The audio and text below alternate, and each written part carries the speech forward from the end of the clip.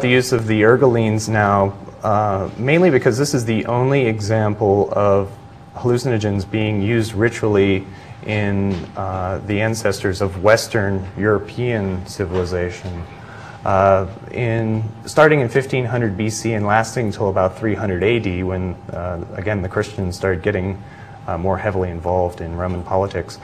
There was a ceremony called the Eleusinian Mysteries. This was an annual celebration to honor the goddess Demeter, who was the goddess of the fields and of grain.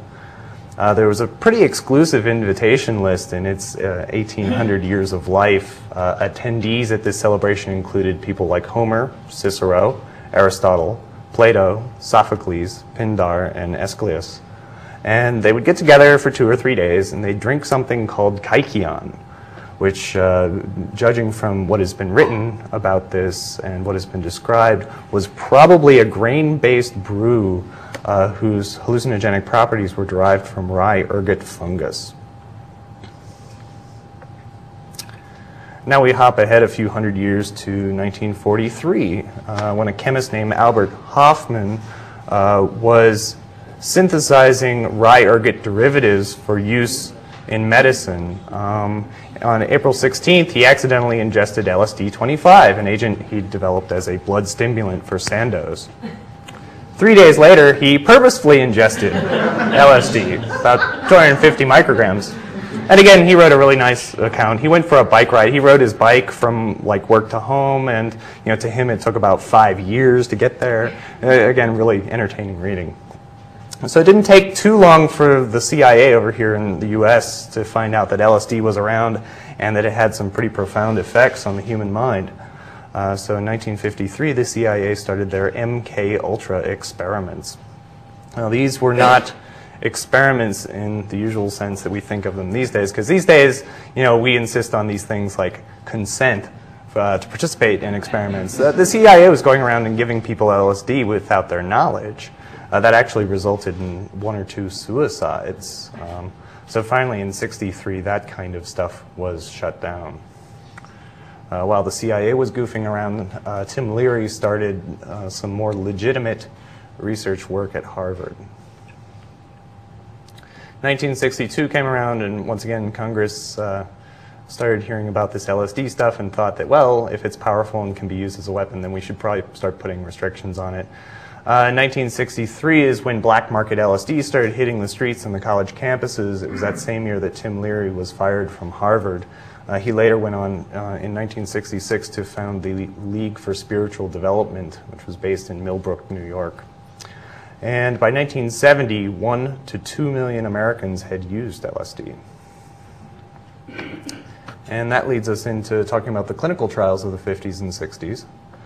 Back between 1950 and 1960, Stahl, Osmond, and others were using LSD as adjuncts to psychotherapy. Osmond's first reason for doing this was kind of unusual. He was treating alcoholics, and he had noticed in his clinical work that the alcoholics were most likely to abstain permanently from alcohol were those who had been through very violent and severe DTs. So he saw LSD as a way of recreating the DT experience in a safer way than actually putting somebody into DTs.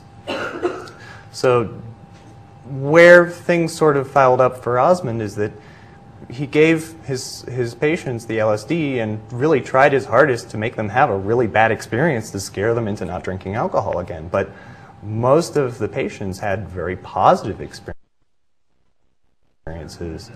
And also had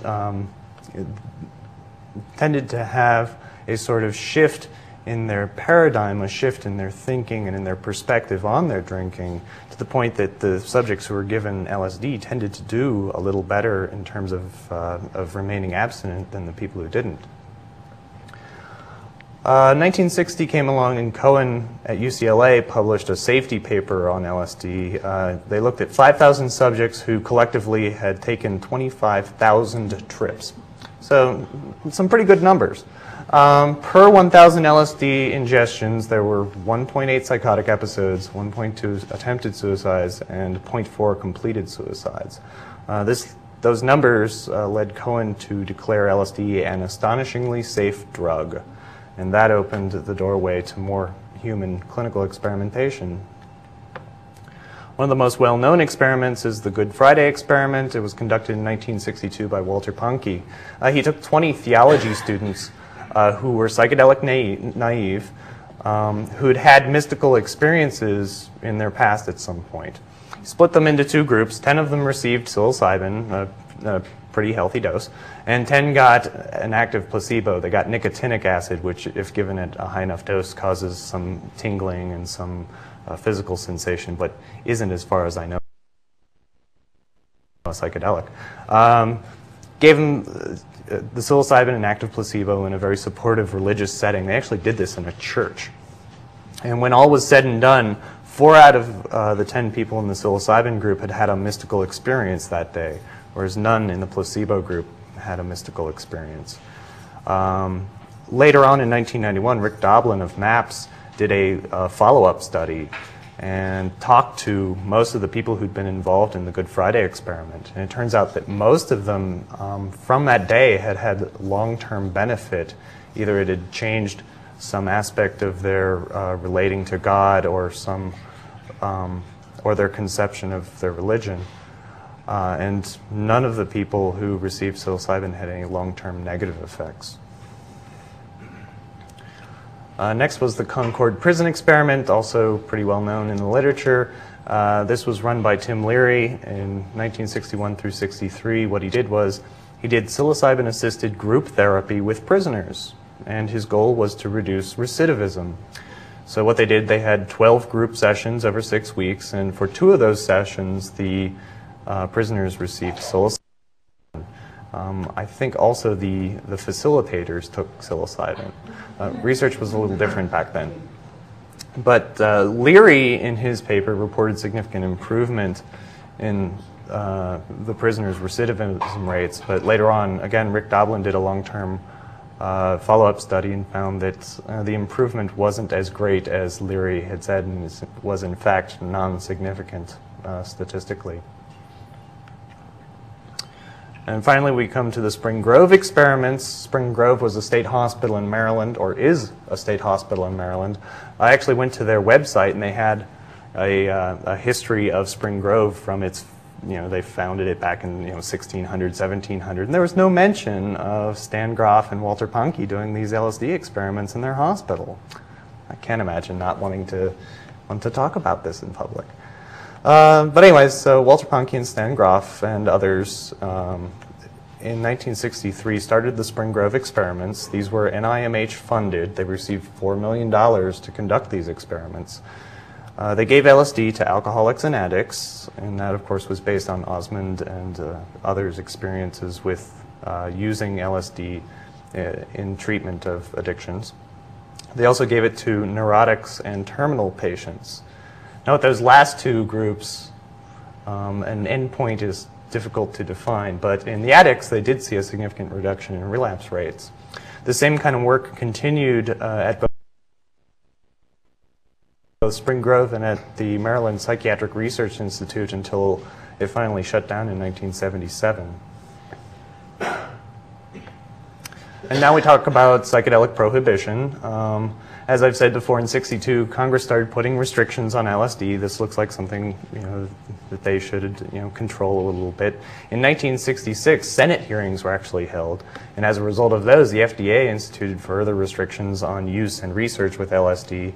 And in that same year, LSD was made illegal in California.